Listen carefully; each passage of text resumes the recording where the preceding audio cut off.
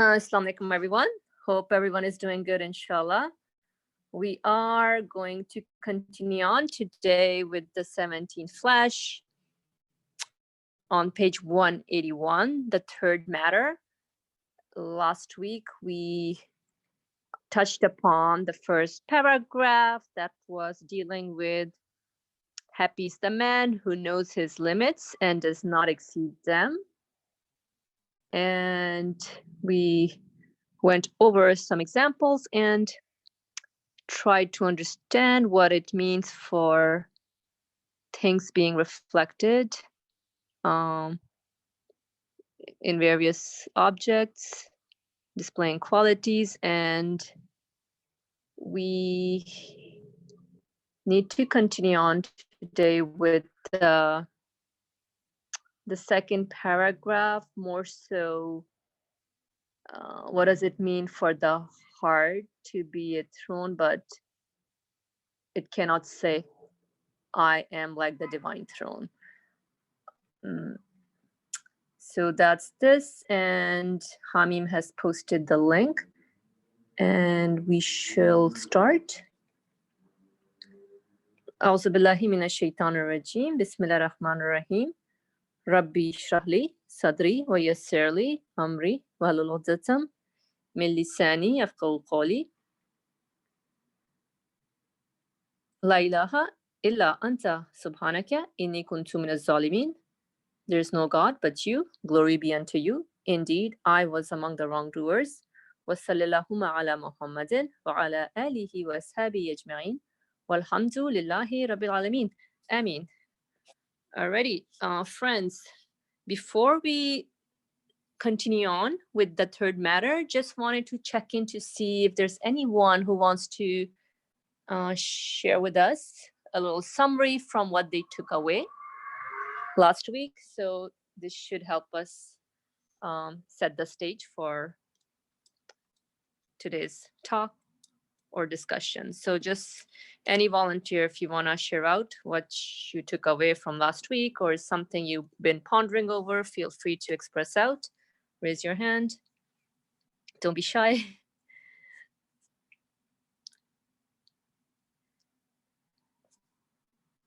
Hbeza, go ahead, please. Assalamu alaikum. If there's no one else, I'll volunteer. So last week, we mainly focused on the sentence, happy is the man who knows his limits and does not exceed them. And we talked about how, I guess in the nature of happiness for man, happy is the man who knows his limits, as in happy is the man who is conscious of the fact, who is aware of the fact that he is created, and in his createdness that he has limits, and these limits stretch out in all directions infinitely. And so, at least as far as what I took away from it, was knowing my limits meant knowing who I am, my identity, and acting in alignment with this reality then becomes happiness for me. And then we further discuss the let's see, it was the capacity. Each contains the sun's reflection, an image in accordance with its capacity and knows its limits. And we discussed how I guess one way of defining capacity is the realization that everything is given to me and I cannot really do anything, and everything is beyond the scope of what I am able to achieve, and beyond the scope of what I need as well. And this complete and realization of this utter state of impotence is then becomes my full capacity. And it lies in realizing my state of neediness, and that we touched upon how I cannot create anything and everything is provided for me. And even this knowledge or this understanding is also being given to me. And then lastly, we touched upon the verse, I guess, or the divine throne, the heart being a throne, but I cannot say that it is a divine throne. And we briefly kind of, you know, dipped our toes into the water here, and we discussed how in this again I realized that everything is being given to me, and no matter how big or small. And since I've already in a way established the fact that I have nothing, that I'm completely impotent and needy, that I realize everything is a favor, but everything is being given to me as a favor, but also in a very specific way, adjusted appropriately and accordingly to my needs, showcasing a sort of consciousness, will, preference, desire, compassion, mercy behind these favors. And so, whenever, especially with my feelings, whenever I have any sort of feelings and I realize that this is a favor for me, then the automatic response, like I don't have to go out of my way to do it, is if someone, I realize someone is doing something nice for me, I feel gratitude. I feel love in my heart for them. So we touched upon how the divine or the heart becomes a throne for the remembrance of God, in my awareness that I am in my utter, while knowing my limits and in my utter state of impotence, that I am being given, um, I'm being showered with constant favors and uh, blessings, or let's stick with favors, that I'm being constantly given things and in a constant state, exactly as my body or I require it, and my needs are being met. Um, so that's all I have. Thank you. Mashallah, thank you for sharing your summary. It helps a lot recall and refresh uh, as well what we went over. And yeah, I think I would, let's see, let's check in with Asim as well. I saw Asim's hand raised up. Go ahead, Asim, please. Yeah, assalamu alaikum. I mean, I just wanted to add to what Ijbeza was saying. So the highlight was with the, our younger audience, the two Mariams and Rayan, and their comments and their discussion that was going on between Brother Ali and some others with them. How we redefined what our limits in that first sentence. Happy is the man who knows his limits and does not exceed them. How we really learned about ourselves and what that we are indeed, how needy we are, because I remember the conversation going back and forth in terms of what do you need? Do you need this? Do you need to be happy? Do you need food? Do you need shelter? Do you need this? Do you need to have good relationship with your friends, your parents? And your went over to your eyes, your nose, your kidney, your lungs, everything. Just the list could just go on and on and on. And I was like, wow, this is incredible how, you can just continue going on in this conversation and keep naming things and the list just doesn't end. So that shows that how unlimited our needs are. They just extend and they just go on and on continuously. So that is how, at least as a human being, thank you to to whoever was having that conversation. I learned a lot about myself that how needy I am, and that is what my limit is. My limit is pretty much 0 in terms of it ties to how, what my needs are, and that I have all these needs and they are being provided by some source.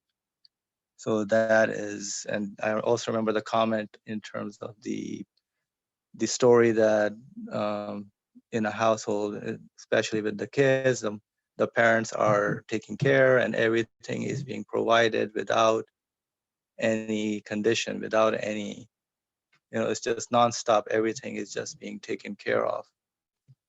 And that is just fulfilling whatever our needs are being fulfilled here in this world, in this universe. So that was really beneficial to me.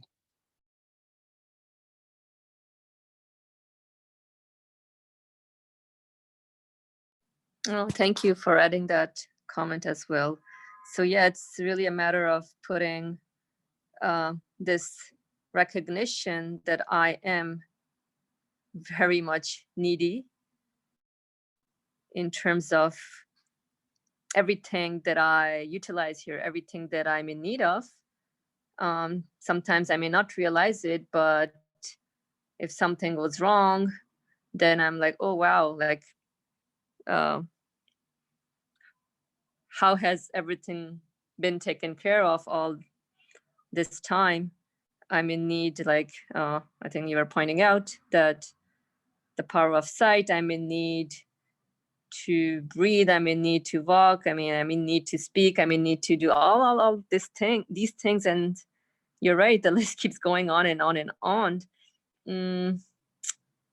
So really recognizing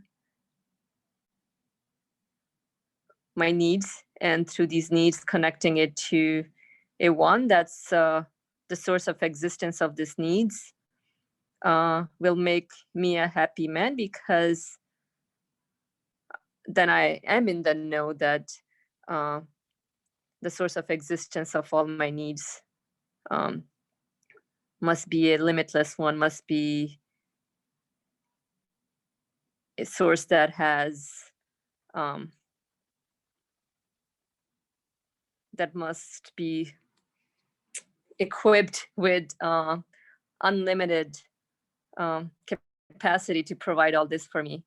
And also knowing my limits is also knowing that I'm just using all this. I'm just a consumer of all that's given to me. I don't create it. I just use them, and that's it, right? So what can I claim ownership over? I cannot claim ownership over creating any of this. All right, just if there's anyone who wants to add more to the takeaways from last week, feel free to raise your hand, share out. If not, then yeah, we can proceed with trying to understand a little more the affairs of the heart here. So on page 181, the bottom of the first paragraph, so the second line, each of the divine names has manifestation like a sun from the heart to the divine throne. So the heart too is a throne, but it cannot say I'm like the divine throne. So I mean, just looking at the wordings here, we all know that throne has to do with something that's of utmost value, or that is something of power, I would say. So we're talking about the heart here, and I'm just gonna refer it to myself.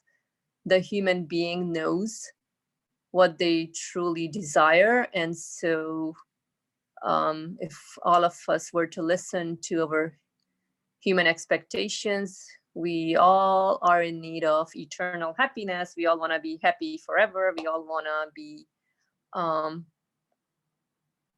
satisfied in our existence. So that's a matter that's of utmost concern to the human heart. I mean, to the human spirit, I would say. So the heart too is a throne. So obviously, one has to take care of their human expectations. So, but it cannot say I'm like the divine throne. So I don't understand this part. What does it mean for the human heart not being like the divine throne? So just this last part that is being highlighted. I don't know if anyone wants to share out their take on this. Feel free to express yourself out, what you understand from it. Ali Murmur, go ahead, please. Maryam and Ryan want to talk, please. Go ahead. What I think that the heart too as a throne means is that like the throne, it's like the creator, he created you all. So he's like what I took away like last time is that it's like the gasoline tank is that you can only put the creator in your heart. So I think that's what it compares to and relates to. But when it says but it cannot say I am like the divine throne, I don't really understand what that means.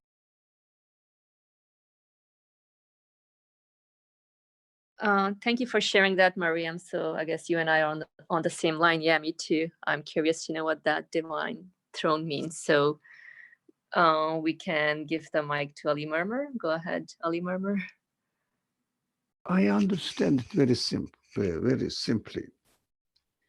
Now, we have discussed last week, and it is also revised by you and by Asim, that our needs are endless, but in order to satisfy our needs, we are so weak.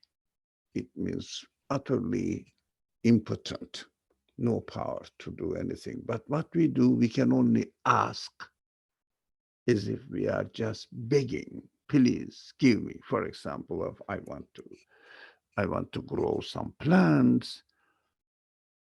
I cannot grow them. What I can do only, what the farmers do, what the human beings do, put the seed in the soil and wait, beg, please grow something that I can benefit from it. The problem is, and when I ask through my needs, I am given. So the result, the provision, or whatever I want, the goods, or anything, happiness, anything, are given to me. They are all given to me. Then afterwards, the problem starts. When I have this, for example, I am a farmer, I have a big farm, example, and I cultivated the land, tilled the soil and cultivated the land, and at the end, I am given plenty of food, all kinds of food. And it is human weakness that we incline to claim that. Now, I have also some property. I have also something. So I can give to other people as well. Now, this claim has no base. Why? Because of the misconception of being an owner of something is not like the one who is the creator of that thing. But it is human weakness. I mean, we can see it in the society on many occasions. People who are giving, who have property, may not give, may give, may not give to others, teach others. They say, I also can have the property. I also can help other people. I also can have knowledge. That is a very misleading attitude for a human being to use his human capacity. The human capacity is only ready to receive. Throne means this. Throne means something comes and establishes its authority on it. Usually it is called as the throne where the kings sit on. So the throne represents the power of the king. Now there are two kinds of throne. One of them is really representing the real authority. It means the kingdom. The other one is a chair where something is put on it. So apparently, when you look at it with no careful attention, there is a throne there where the authority sits. There is another small, very small throne there. There are something on it. What the authority has given to that second throne, second chair, if you like. Now the second chair says, look, this throne has the universe and my throne has this property. I am a rich man. I am a good man. I am doing very useful, helpful activities to mankind. I am like a throne of the real authority, but a small size. Size is small, but the quality-wise, we are the same, I may think. Although, if something is given to me, you can imagine yourself as a chair. Now something is put on this chair and you own it now. Of course, none of the people in the world claims that I am the owner of the universe. No, they say I am the owner of what I have. But in fact, he is supposed to say, expected to say, what I am given, what somebody has put on my possession. I didn't possess the real existence, creation, act of creating the property. I have it. For example, let's say God created the world and I created let's say, a tree. Because a tree is grown in my garden or orchard. Look, I have a tree as well. Because it is my production, it is my property. Now, this human weakness is pointed out here. You can say something is given, something is put on my chair, if you like, my chair with my possession. But I cannot say that I am like the one who created the universe and owns the universe. Not the size wise, but quality wise. That is what we have to be very careful. Quality. One of them is given, the other one is the creator of it. Real owner. I am just possessing the disposition of the things given to me as if trusted to me. I am given, I am the beggar, the other one is the creator. Don't confuse this, but it seems to be so obvious that it is understandable. Yeah, I am given, But when we start using it, we treat them, for example, I have asked for something. The farmer example is very practical and real example, good example, causes no confusion. He begged all the winter after sowing the seeds in the land, in the earth, soil. But in the spring, when the things are growing, he didn't do anything. He didn't create. He just waited. Water came from somewhere, or water is already created by someone else, and the plantations are created by someone else, not by you. And this farmer, when he gets the property which is given to him, he starts saying that I am the owner of this land. I am the owner of this productions. I couldn't remember the word. The result of harvest. How is it called? Come on, somebody. Produce, property.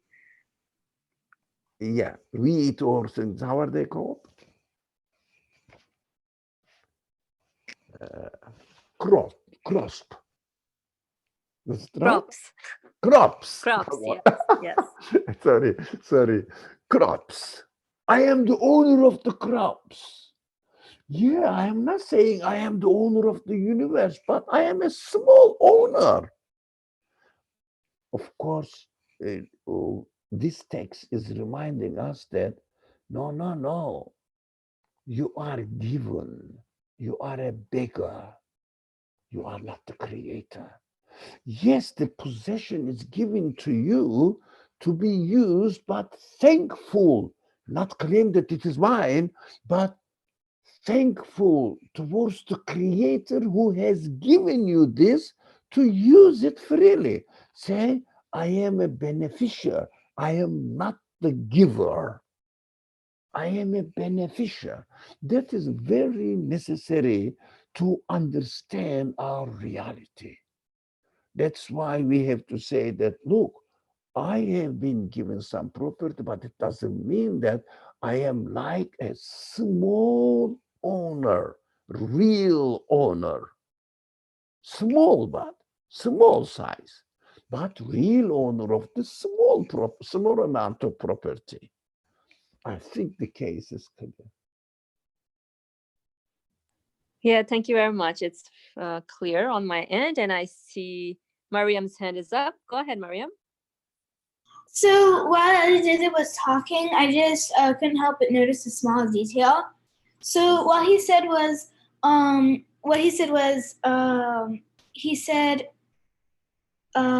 me think.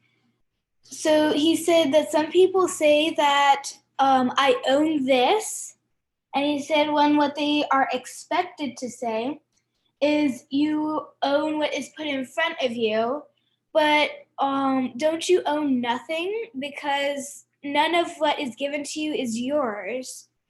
So that sort of confused me. Ali Murmur, go ahead, please. Yes, you are given the disposition of the things that you can dispose. But you say, this is under my possession, but it is given to me. For example, you go and buy, let's say, a house. You say, this house is mine. This is the practical language. I own the house. It means I am not renting.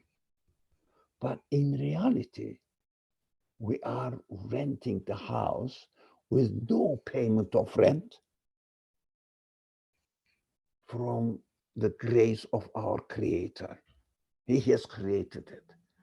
For example, you say, I am owning this farm. Are you the creator of the earth? Are you the creator of the house? I am just using the things which are created already out there. So we have to be careful not to confuse the practical daily language, but we are talking here ideally what we should be aware of.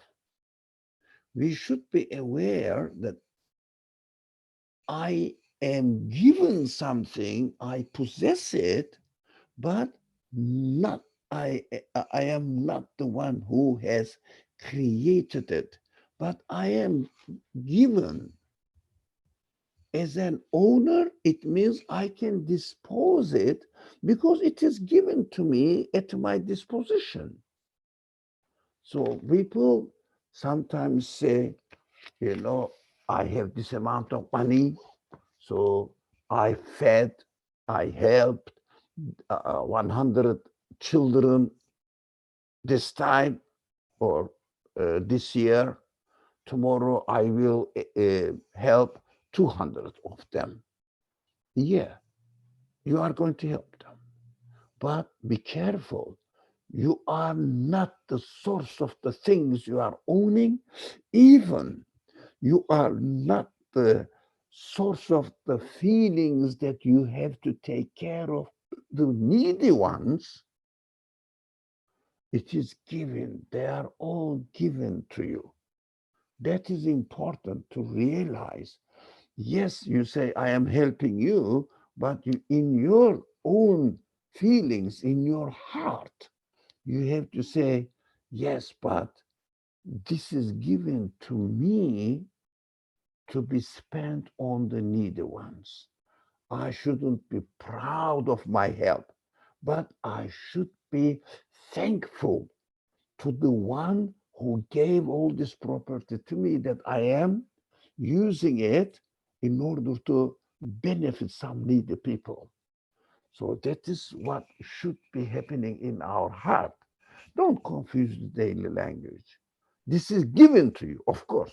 For example, I can ask you, Maria, do you have a book? Do you have a book?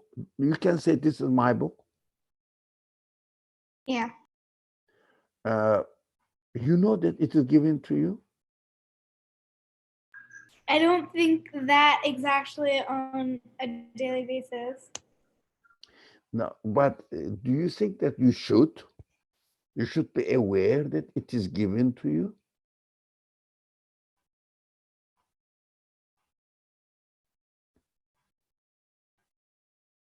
No?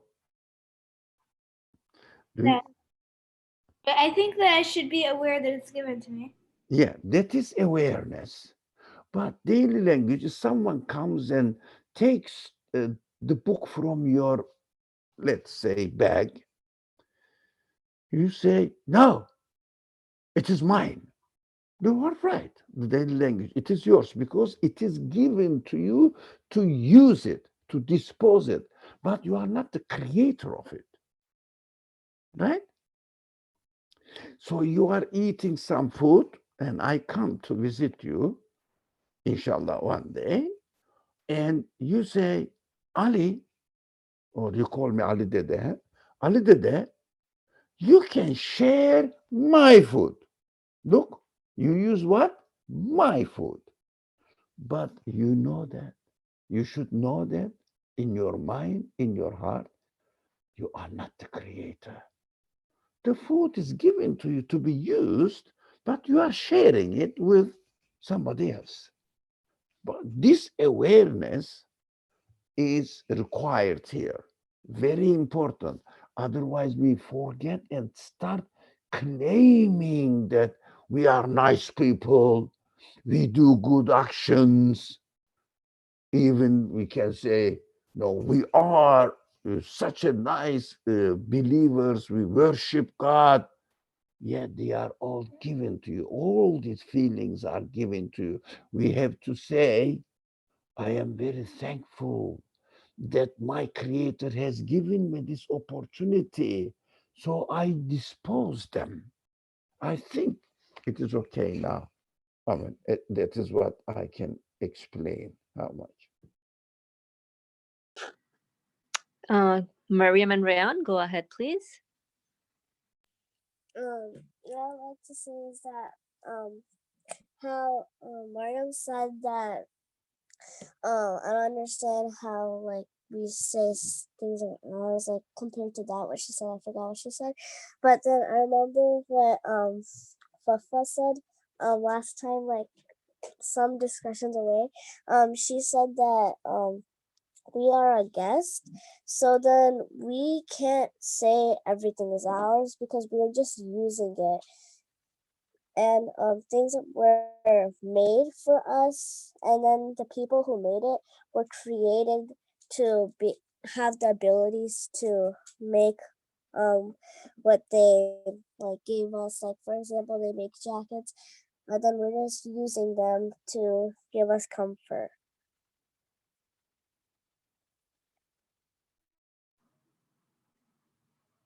Good one. Thank you for the reminder, Mariam, that we are just guests here. This universe is a guest house. It's like a hotel. You know how you go into a hotel, you check in, and then things are provided. So same thing. We're just all provided things here. We don't own them, so everything is just given to us, and we're just using them. And yeah, that's a very good reminder. And I also like to think of myself, we're just like a tree, or maybe yeah, we're like trees, and then tree is given fruits. So really the tree does not own fruits, and so it's just given to it, and that's how we are. Thank you. Is there anyone else who wants to share something, make a comment?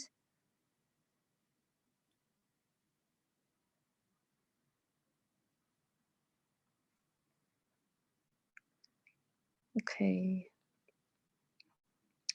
All right, so I think the case is clear now as far as understanding the relationship between the heart and divine throne, as in the human being cannot claim ownership over anything. Everything is just provided to be utilized. It's all given, although it may seem that, oh yeah, I possess this, but it's just given to me, and I'm just utilizing my free will. If I'm sharing it out, if I'm sharing out the fruits of the tree in my backyard with others or my neighbors, I'm just following a will, or just like how the system is set up, and I'm not the creator or the source of existence of anything. Okay. Just checking in again if there are any comments from anyone. H. Beza, you have a comment. Can you please say it out? Sure. So I was thinking of the sense of ownership that I find within myself. So if I'm the farmer, then why is it that there is this human tendency or human weaknesses, Brother Ali referred to within me, to take ownership over the crops or the produce? And I guess without that sense of ownership, if I didn't have that sense, if I was not able to say this belongs to me to begin with, I would not be able to say this or something, or I would not be able to say that belongs to someone else, or this belongs to me and not you, or this belongs to you and not me. I would not have the concept or the ability, the framework to even say something belongs to someone, because that wouldn't exist. So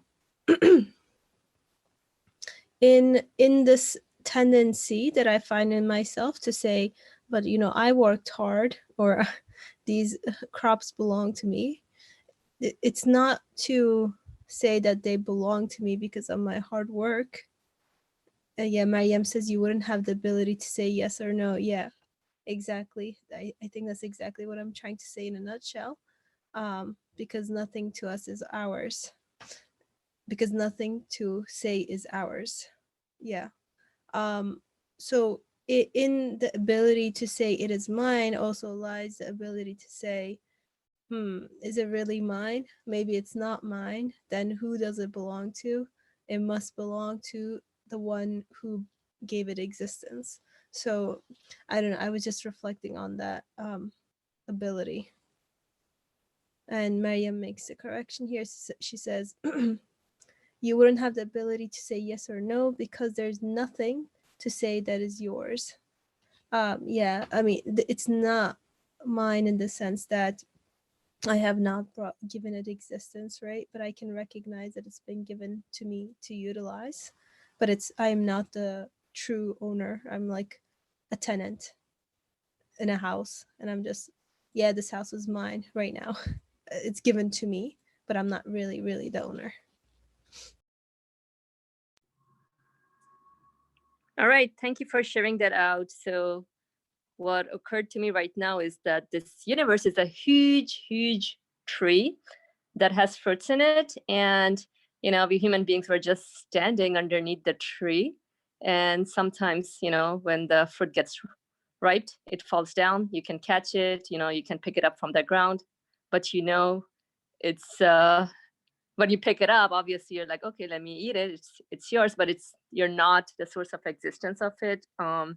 Same thing if someone is able to climb up the tree and then fetch some fruit and then share it with you, they're not the owner of the fruit. All they're doing is just, you know, fetching it and giving it to you. So that's how I am better understanding this analogy. I don't know if that helps out. So with this, let's see if there are any other comments from anyone.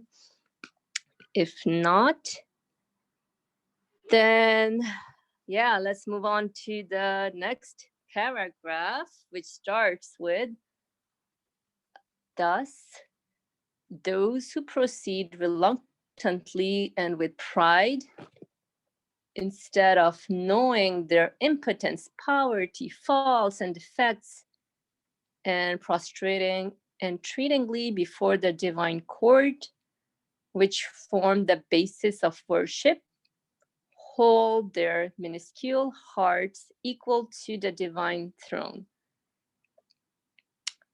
All right, so this is interesting. This is like a little conclusion to what we've been going over about knowing my limits, in terms of knowing that, yes, I am impotent, I'm needy, poverty, so all those keywords are used here to make me realize really what my position here in this universe. And really, I'm not creating anything. The fruits are just falling off the tree, hitting the ground, hitting my head, and I'm just catching it. So, which form the basis of worship, hold their minuscule hearts equal to the divine throne. They confuse their droplet-like stations with the ocean-like stations of the saints. They stoop to artificiality, false display, and meaningless self-advertisement in order to make themselves fitting for those high ranks and cause themselves many difficulties. To bottom line, yeah, just knowing what am I rather than getting in a state of confusion or really deluding myself that, yeah, you know what, guess what, I created this, I'm the source of existence of it. No, all I did was I just climbed the tree and fetched the fruit. I didn't create anything. So just living with this awareness where I know my limit, that all I'm doing is I'm just fetching, utilizing it, and that's about it. That will be a good attitude and awareness to live by, rather than claiming that I'm a little mini producer or mini creator, or, you know, like the author is saying here, divine throne. So that was just, yeah, a quick takeaway about this last paragraph, but just checking in to see if there's anyone, if everything is clear from everyone's end, or if anyone wants to chime in on this. Feel free to express yourself out. Ali Murmur, go ahead, please.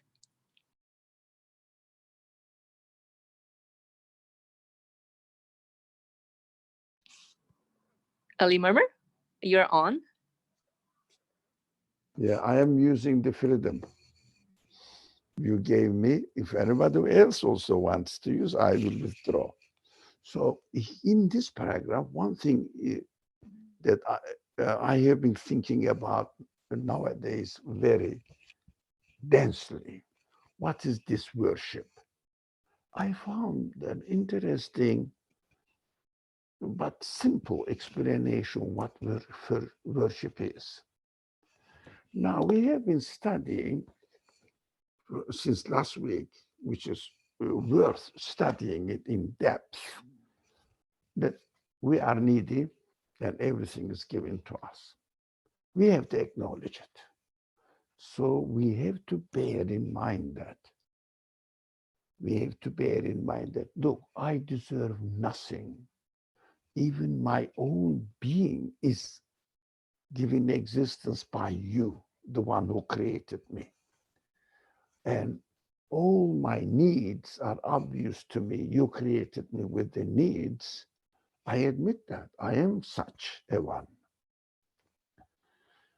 And what shall I do now? He is giving me, I am receiving. He is giving me, I am receiving. I am expected to realize this. This is the first condition. I must admit this reality, my reality, that everything is given to me, including my own self is given to me. Human beings can understand this. We are giving consciousness. We are aware that we are given existence. If someone says, no, I am not given existence, he must be crazy. No, so did you create yourself? So you must be given existence, but by what? Excuse me.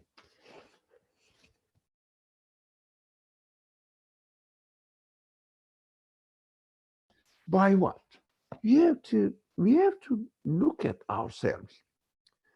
I am not a single independent being. I am given existence within the context of the whole world around me. I cannot isolate myself and live independently from everything. No, I am in need of everything. I am in need of air. I am in need of the sun. I am in need of the earth. I am in need of the seasons. I am in need of gravity. I'm in need of everything as far as my relationship with my environment is concerned. But my environment is so wide, not only the earth.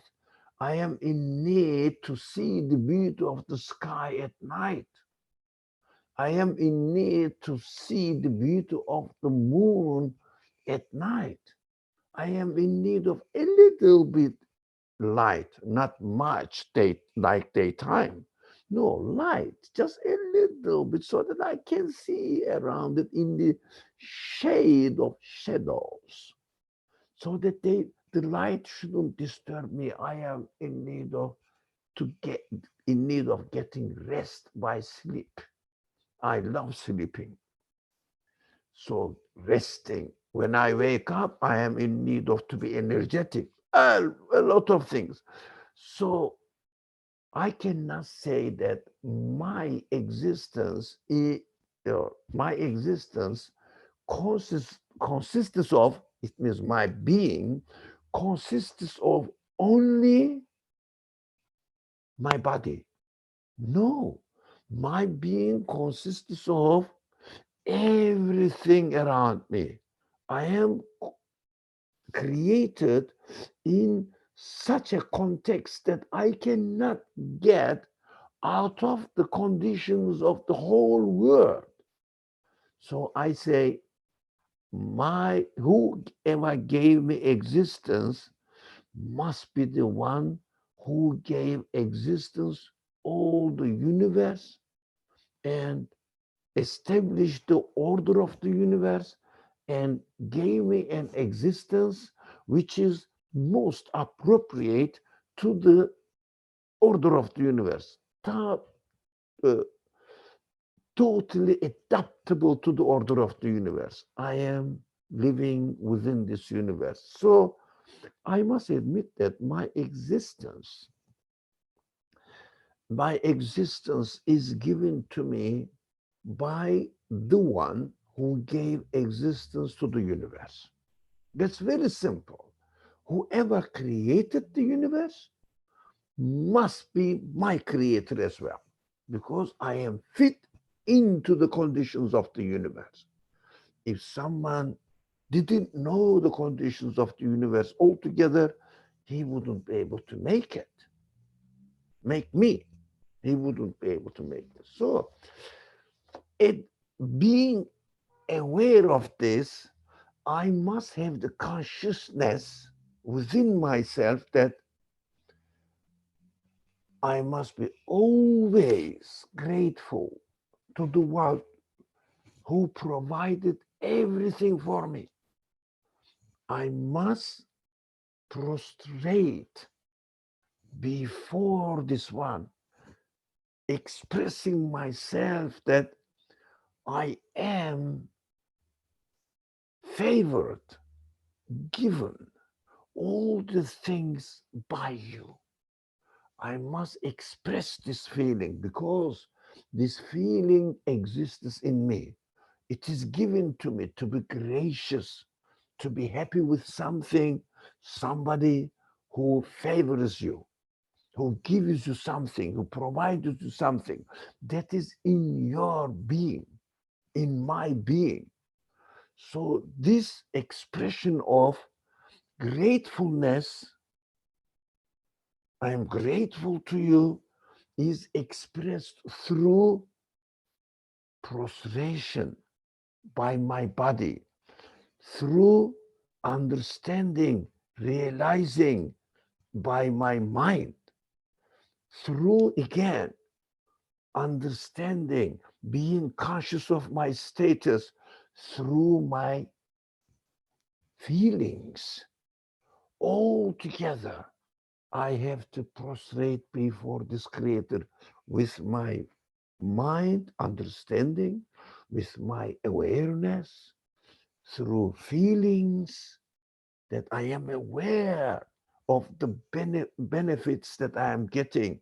I am aware of the graces uh, that I am receiving. They are all given to me in the form of a grace. So I must express it with my feelings, with my body, saying, look, I am nothing. If you have, I would be nothing if you had not given me all this. This is worship. Worshipping the one who provided all these things that we need. Expressing our feelings by any means. For example, can you say, typical example, if someone does you a favor, can you say to him with a frowning face, not smiling, thank you, man, as if you are angry with him? Do you use this language? Or just a little bit bowed down and smiling face with a soft voice? Thank you. I'm very happy with you. Look, you express your feelings through your physical body as well. That is why the worship must be performed with all of our abilities, including the body, including our understanding and feelings. Express it freely, how you feel it. That is called worship. As a result of all these studies, we have to come to the end, to the conclusion that, yeah, I must worship worship the one who gave everything to me. So how can I do it really practically? It is another subject. but I must touch upon it that you are familiar with the word messengers of God, prophets of God, the Creator. They are the instructors how I should present my worship to my Creator. I should practice it. That's why we have to have a prophetic and exemplary of the form of worship. I think it may help you to understand why do we follow the prophetic examples in our worshipful attitudes, in our language, in our body expressions, in our understandings, how to understand the reality of this world, who we are. I think without the prophetic examples, I would just make up something if I really feel appreciative of the goodness of everything given to me. But I wouldn't know exactly how I should perform it. I need an example. I say, oh, my Creator, I feel grateful to you. I want to thank you. I want to express my happiness with you. I want to express my love for you. But I don't know how to do it. Show me the best example. And he says, okay, I'm going to employ an instructor, a teacher, who is going to teach you how to communicate with me. That's why we have to learn worship from the prophets, exemplary employed teachers by God, employed by God. Thank you very much. Thank you, Ali Murmur, for sharing out your comments and reflection on what worship really is, or how can I understand worship. It's a very common keyword that is used by so many people we come across. We hear it a lot, but what does it actually mean? How can I understand it in order to be satisfied with really my human expectations? So clearly, the way I'm made in a way where I'm in need to express gratitude to when I feel, or when I recognize that I'm being favored with blessings or with mercy. Even just when we get up in the morning, everything is well functioning, no sore throat, no headache, no fever. You're like, oh, thank God, I'm happy for this existence. I'm in need to see, I'm in need to eat well, I'm in need to do all this. I'm in need to, bottom line, be healthy so I can go on and interact with the universe, either it be going to school, going to work, or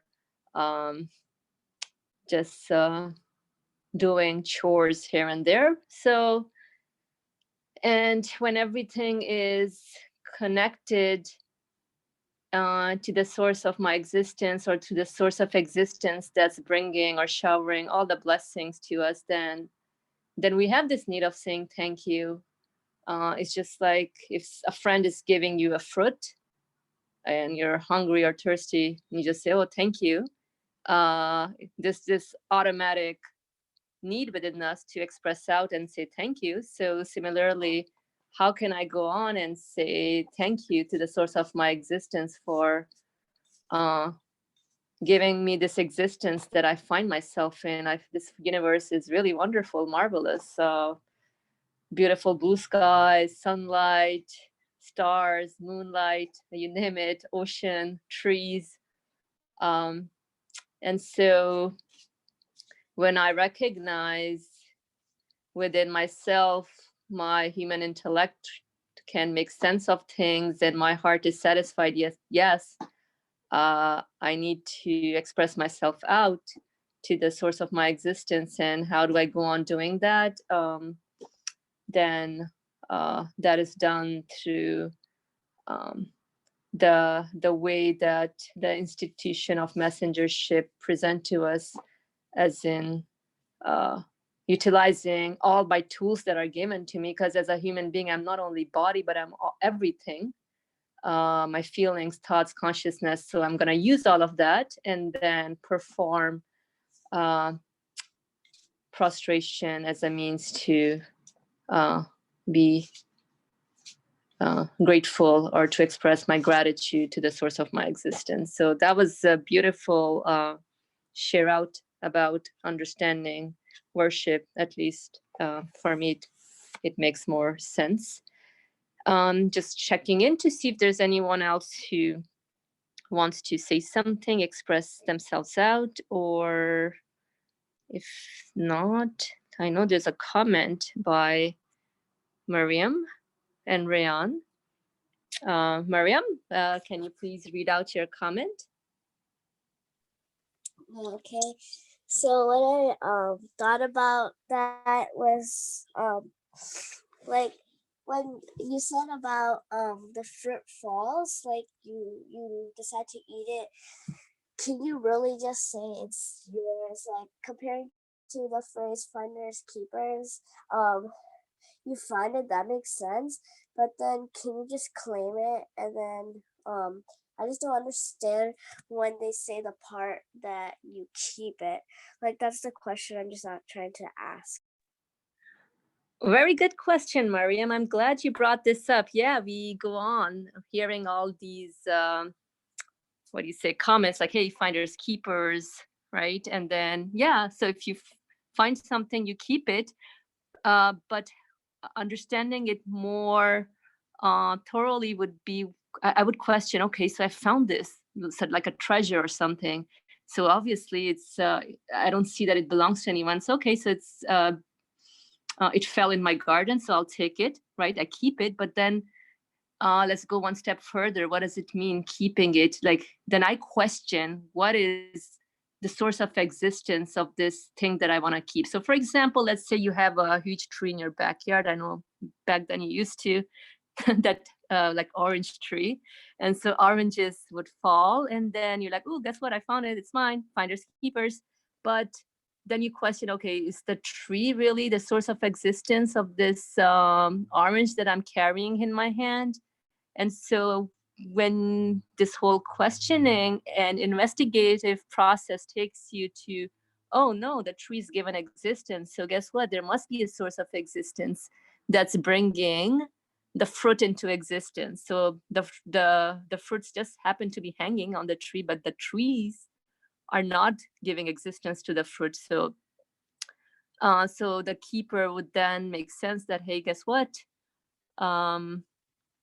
I'm keeping it, but definitely, yeah, I cannot claim that I own it now. It's I'm not the source of existence of it. Neither is the tree the source of existence of this orange that I'm holding in my hand. So yeah, definitely keep it. You find it, you keep it, but then with the recognition that this orange is presented to me by its source of existence. So yeah, realizing who the true source of existence of the things is. Mariam, does that make sense? Yeah, I see your hand up. Go ahead, please. Yeah, that makes sense. So it's just like how you said the tree. Like it's like when someone drops something and then you find it. Like you should think about if you should keep it, cause you shouldn't. Cause if that happened to you, you wouldn't want that to happen. So that's kind of like the human who lost its item is like the tree you're talking about that the fruit falls from the tree.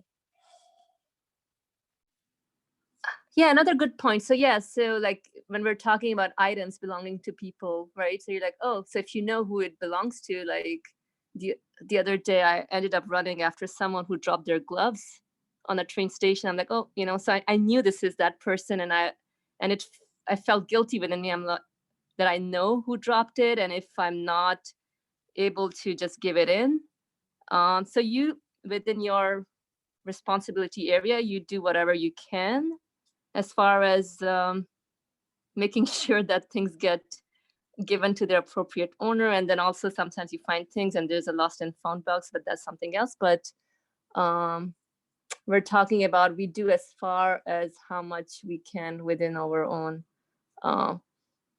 vicinity or confinement of things in terms of how much we know who the real owner or true owner of things is. I don't know if that made sense. Mariam, go ahead, please.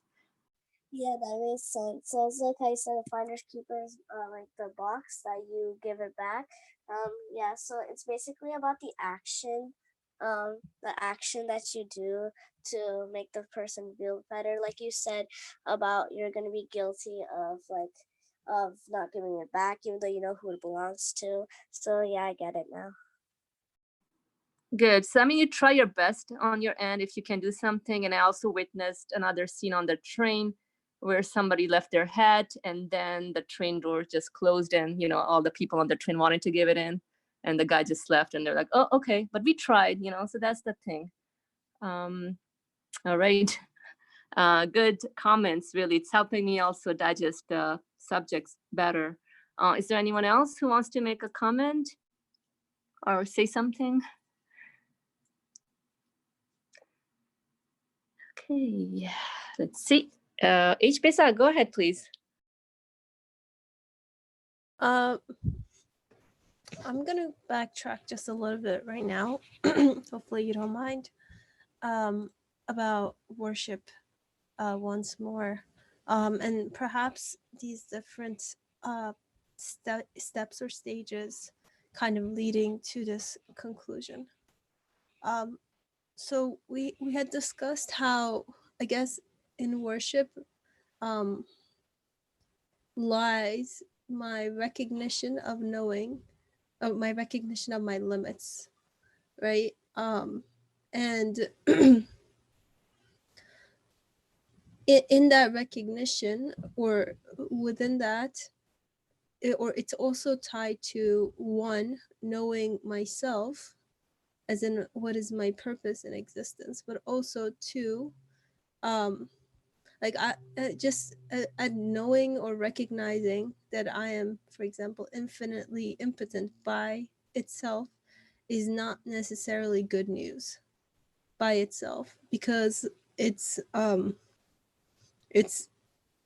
basically saying I have all these needs and I'm unable to meet those needs myself.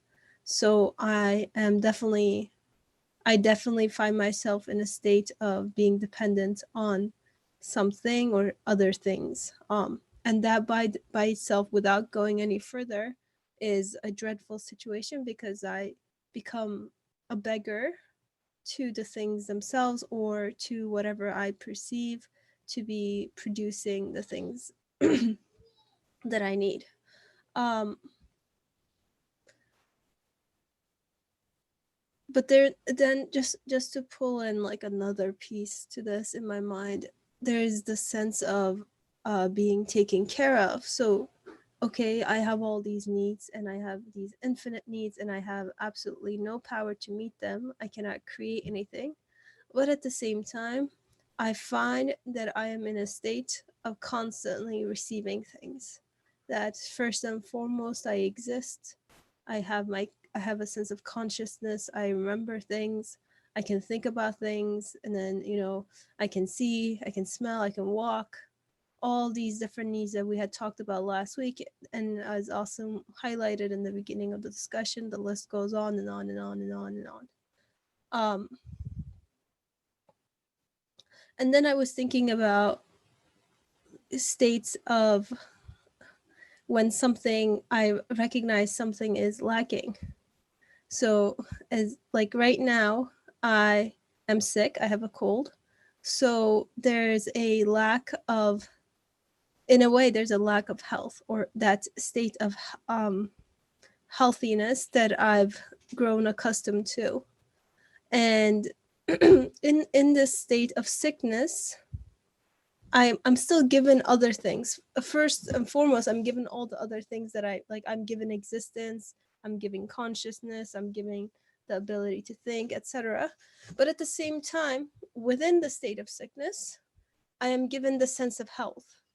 So I can say, oh, I'm sick right now, but I desire this prior state that I continuously experienced, which I call health, which is made more preferable to me. And at the same time, I guess, within my state of sickness, I recognize not just the state of health that I've been given, but there's still a sense of gratitude for all the other, quote unquote, other times I've been given health, and all the other, everything else that I'm being given right now, first and foremost being my existence. So I guess if we were to try to make an analogy, I think last week we talked about, like, if I'm being given dinner or something. So let's say I'm being given dinner every night, and the host decides that tonight he decided to give me one piece of bread and not two pieces of bread. So in the presence of the absence of the piece of bread, or in the lacking of the piece of bread, I am given the reminder that I am constantly still always being given. And this reminder then is, if I ask myself, it's worth far more than, like, if that piece of bread, if I had to make such a comparison. So if, how could I say this? If I was given a full dinner every night, but not aware of the fact that I'm being given a full, or I'm being given something to begin with, then it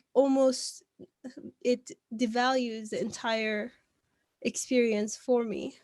But once something, the absence of something is made apparent to me, and I can utilize that to draw my attention, or utilize it so that I'm reminded, and I reflect on the fact that, hey, I'm still being given everything else, which I don't deserve, which they're all constantly being given to me, and in such a perfect and seamless state that, I'm not even aware most of the time that I'm being given. And if I were to try to make a list, it would only go so far. And here I am, that one thing is just pulled out of the equation and replaced by the lack of that thing that draws my attention to the equation to begin with, which is far more important or far more valuable to me than the presence of that thing, if that makes sense. So to tie it to, I guess, worship, because I was thinking, what about the lacking of something? Like I'm still, like, even in my state of sickness, sure, I prefer health, but in this reminder, then I can say, at least, I prefer, again, if such a comparison is to be made, or I can say, I'm glad that I can utilize, or I can take hold of this opportunity to remind myself, or to be reminded of the fact that I'm being given everything, even if I am just given sickness for today. Thank you. All right. Thank you, H. Pizza, for this comment. I see Mariam's hand is up. Mariam, go ahead, please. Since Hatice Abla was talking about sickness, so I just wanted to say something, because I was sick just like a few days ago. So when you're sick, it's not necessarily suffering. It's more like you're learning the importance of health. Like when you wake up, usually the first thing you think isn't, "Oh, I'm so glad I'm not sick," unless you were just sick the other day and there is something really, really important coming up or something like that. Usually, you think, oh, it's a really nice day, or I'm really grumpy today, or something like that. Not, I'm glad that I'm not sick, and I'm glad that I'm healthy. You usually don't think that. So sickness isn't necessarily something bad for a person, I don't think. It's more like something to teach us the importance of other things that we don't think of. Thank you. Thank you for this comment, Miriam. Indeed, you're right. Everything that we are given with, or everything that's imparted onto us, be it a feeling or illness, it becomes it's like a letter coming to us. So we have to open it up and then read what it's referring to. So it's really a message, a messenger letting me know that, hey, guess what? All this time that you were given good health, did you even acknowledge the source of existence of that good health? And you're like, oh yeah, guess what? I got busy with all this, other things going on. So yeah, then everything then becomes a message. So illness then becomes a means for me to recognize the giver of health. And that's how we are constantly, I think, reminded about our reality that, hey, guess what? Even good health is given to me. It's not that, yeah, guess what? I'm eating healthy, I'm working out, I'm taking care of myself. And that's, how it's going on. No, like I'm just doing or utilizing the way the universe works, or the way the owner of this universe has set things up. But at the end of the day, I don't create anything. I don't give existence to good health. And yep, it's like a lesson. You got it. Yes, definitely. Thank you for the reminder. It's really helping me refresh my understanding as well. All right. Let's see. I'm just gonna check in if anyone has anything else to say here, to add on. No. Okay. All right, so friends, we have 7 more minutes, and before we move on, again, just checking in to see if there's anyone who wants to express themselves out or say something, a thought, a comment.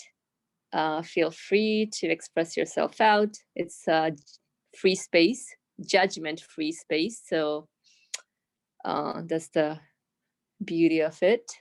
2 participants raised hand. Which one went first? That's gonna be a hard call on Hamim. So I'm gonna do, wait, who's gonna go first? So let me do eeny, meeny, miny, mo. Really? Okay. Mariam and Rayan, go ahead. Yeah, thank you for like all the your explanations. It made lots of sense to me. Like when you guys said about the tree, and then like how Mariam said about sickness. That was very like interesting, and like I like everyone relates to that. So thank you for those sayings, and yeah. I'm glad to hear that, Mariam. Yeah, it's very helpful. It's also helping me a lot. All your comments, everyone who's speaking, it's helping me a lot as well. Trying to connect to my daily experiences that all of us go through, right? And yep, so let's see who's next. Mariam, go ahead. Mariam from Ohio. Okay, so since this is like at the very end of the third matter, I just wanted to say my few notes that I took. Just like since we're reviewing everything and wrapping up and stuff. So, my first note was you cannot claim ownership to anything in this universe. My second note is you rent what is put in front of you and you don't own anything. My third note is I am like my creator, not size like, but quality like. My fourth note is a throne shows power. And my fifth note is you must be grateful for everything that is given to you. And my last note is sickness is a reminder to let you know how much health matters. Thank you.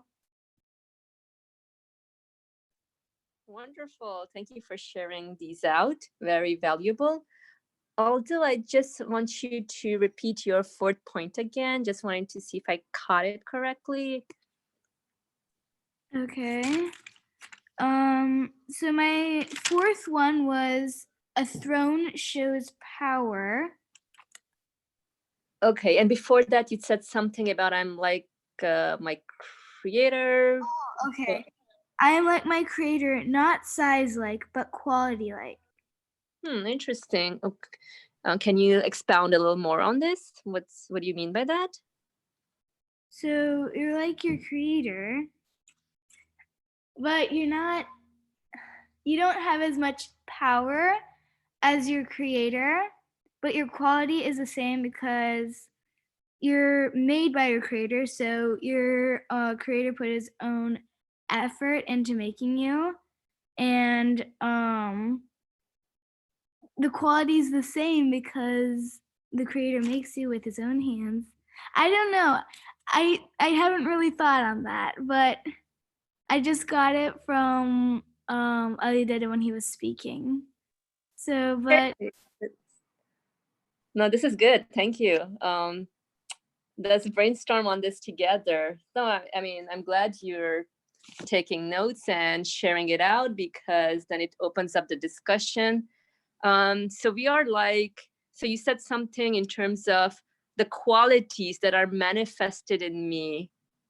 In that way, I am just like a mirror that is reflecting the qualities of my maker.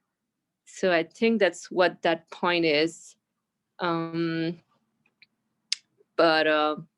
yeah, we can, I think maybe think a little more on this. I'm not like my creator power-wise in terms of, or you said size-wise in terms of, I do not have the ability to give existence to anything. I cannot create anything. But as far as my qualities are concerned, yeah, the qualities are just manifested in me. So my creator's qualities are manifested in me. Does that make sense, friends? I'm just throwing this out there. If what was shared makes sense. Let's see. Oh, so Miriam. Okay, Miriam, go ahead, please. Miriam and Rayan. Yeah. So when Ariel said that you guys have the creator and we have the same qualities but not size wise. I was thinking about when she said qualities, cause yeah, you're right when you said that creator made us, but then if you think about when you said qualities, like the creator made us, gave us those qualities. So yeah, I just kind of like I just trying to think of ways to say that because I don't know if that makes sense to you, but I'm just trying to think and yeah. Hey, thank you for sharing this out, Miriam. Yeah, same here. Like you all, I'm trying to think as well, make sense of this. So what does it mean? Can I say that? If I can say that I have the same qualities as my creator, that's something to think about. I think we can ponder over more like, what am I? in my existence in terms of, you know, clearly I find myself manifesting several qualities and I have endless feelings and needs. And how is all this related to the source of my existence? So maybe pondering more over that should a little bit help make sense. And I see Mariam from Waher. So I think that you don't have the same qualities as your creator, because if your creator had the same qualities as you, then he would be considered part of the universe. And that would mean that he could not be the creator of the universe. So your creator cannot have a quality of something that is in the universe, because then he becomes a part of it. Yeah, that makes good sense. Thank you for sharing this. And I see Mariam and Rayan. Go ahead. Yes, that does make sense because if the creator creates you, like you would basically question if like a random if a random person just creates you, you would be asking like, how did you even get here? Like when you said that the creator would be part of the universe, how if the person was the one who created all this stuff, that wouldn't make sense because how did he even get here? He can't just like, make him exist if he wasn't even here.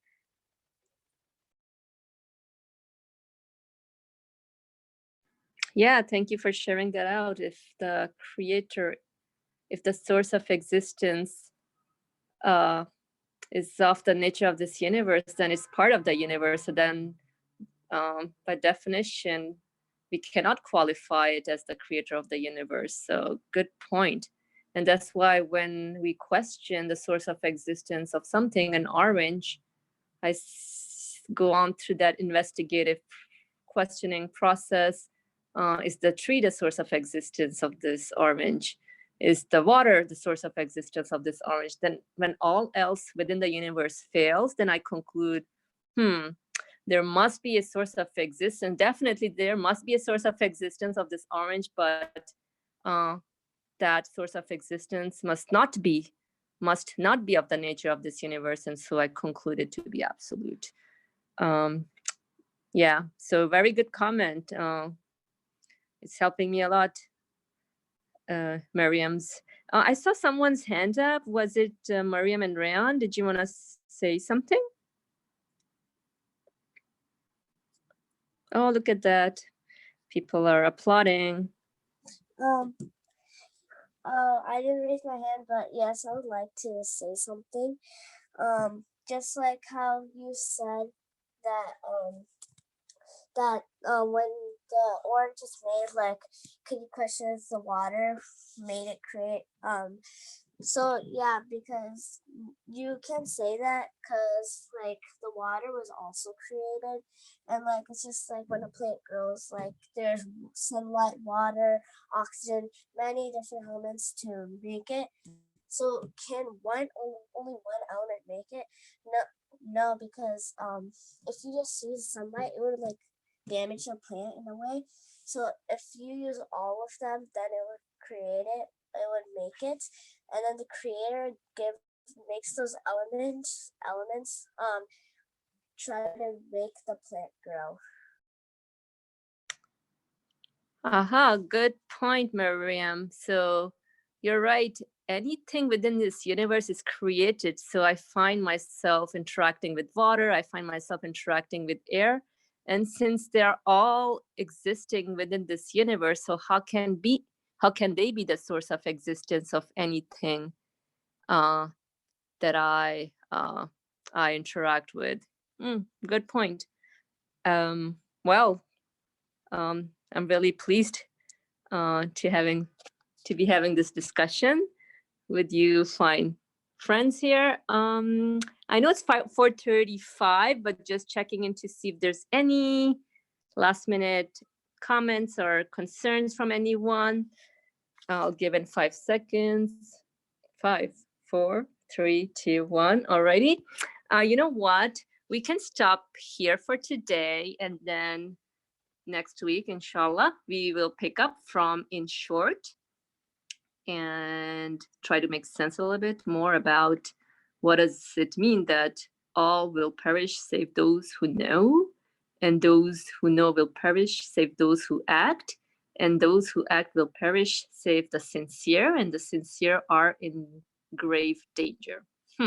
So let's see what the author intends on sharing here. What does he mean by reflecting on all this? So we'll figure that one out next week, inshallah. Thank you all for your contributions and beautiful comments. Indeed, great discussion. All right, so Bismillah ar-Rahman ar-Rahim. Subhanaka la ilma lana illa ma 'allamtana innaka antal alim al-hakim. Glory be unto you. We have no knowledge save except that which you've taught us. Indeed, you are all knowledgeable, all wise. وآخر دعواهم أن الحمد لله رب العالمين بحرمة سر سورة الفاتحة. Ameen. He didn't